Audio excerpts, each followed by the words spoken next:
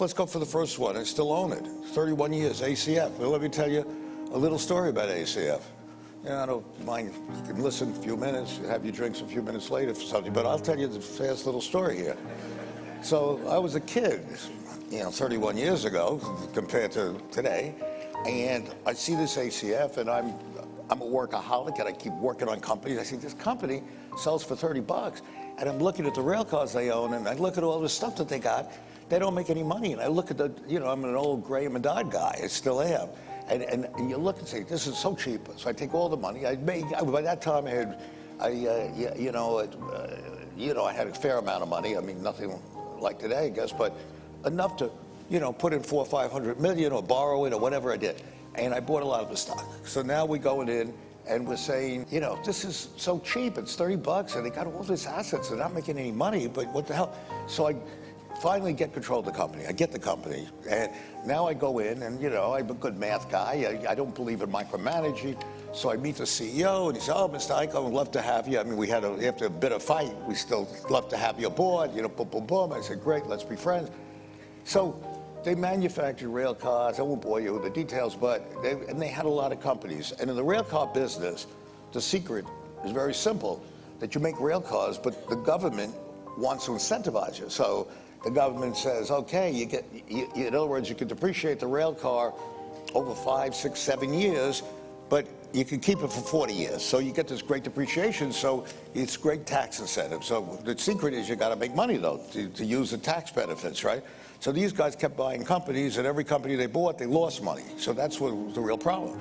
So now I go, and they got 12 floors on 3rd Avenue, when real estate was pretty good. I was early 80s. And I say, okay, you're the guys that lease the rail cars. You're the guys that do all the darn work. And that's a true story, and it's sort of amazing, but it still applies a lot to today, maybe not as much. Well, pretty much as much. You're gonna listen to this, it's hard to believe, I know. So I go in, and I'm a good math guy, I was a good numbers guy, I was a good poker player, I'm gonna go understand what they do. So they said, Mr. Icahn, go to the 12th floor. We go to the 12th floor, and I write a yellow pad, and they try and explain it, blah, blah, blah, and you do this. And these guys do this, these guys do that. I go to the 7th floor, new guy. Spend the whole day, go home, take a look at my yellow pad. I can't figure out what the hell they do. So I go back the next day, and the 7th floor, 9th floor, 8th floor, boom, boom, boom. And I say, I'm not an idiot. I can't figure out what the hell they do. It's like razzle dazzle. This guy does that. And I start asking, well, what do you need him to do that? Oh, this is very arcane stuff. You're not going to understand it. I say, okay, fine.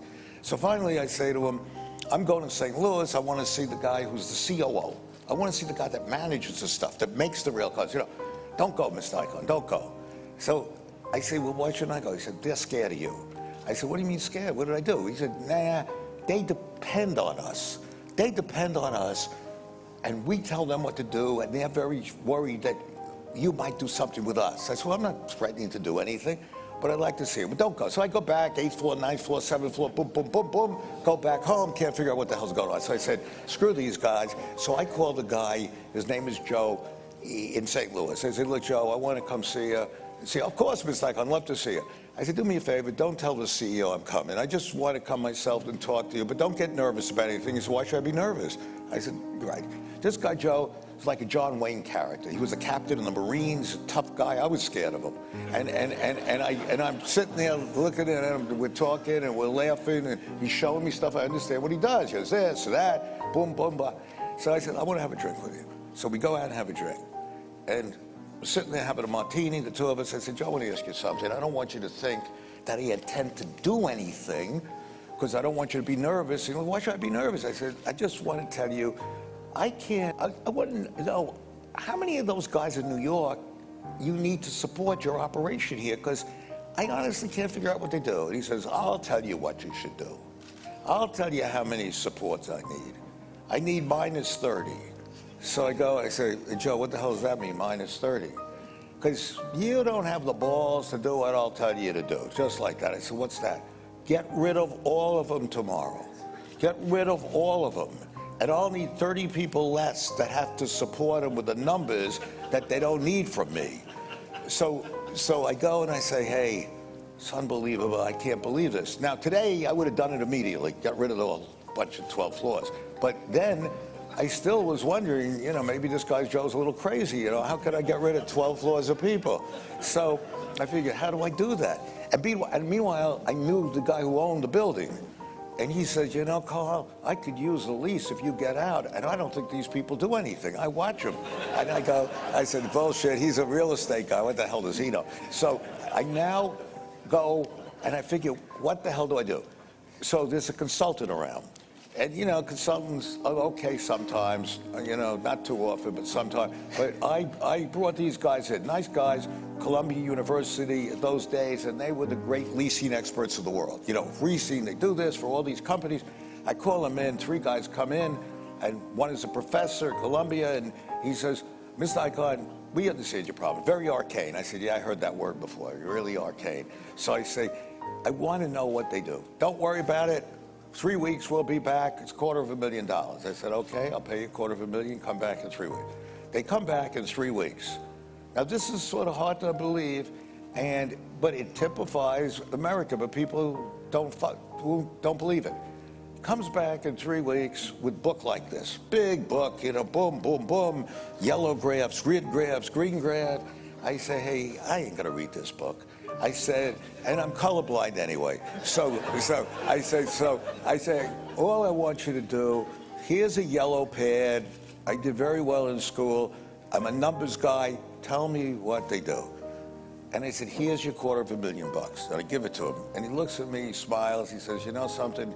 You've been square with us, Mr. Icahn. You seem like a good guy. So I'm going to tell you something. We don't know what they do either. I'm not joking. I am not joking.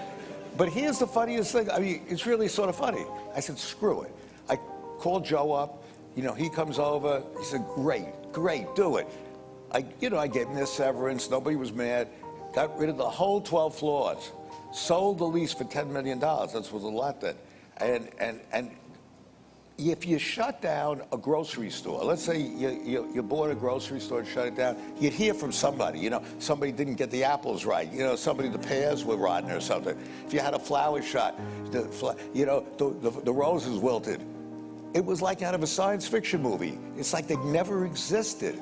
I never got a letter. I never got anybody calling me. They left. It was like one of those bombs, you know, that just hit the thing and you know, kills all the people and the building stays. But I follow those principles a lot in what I do. There are very many companies where, and it's nobody's fault really, but it's just the CEO doesn't care. He's making a lot of money. And today it's very dangerous because a lot of these mediocre companies are borrowing money, and they're borrowing money very cheaply. And that's what theoretically makes the earnings that I think are very questionable. But there's an argument to be made that some of these CEOs are borrowing the money to pursue buybacks and dividends and other financial engineering initiatives because they're worried that otherwise, if they don't, you're coming. Yeah, I know they say that, but that's not true, okay? They buy it back because they have options, okay? And they want their stock up, and that's all they really care about, and that's human nature.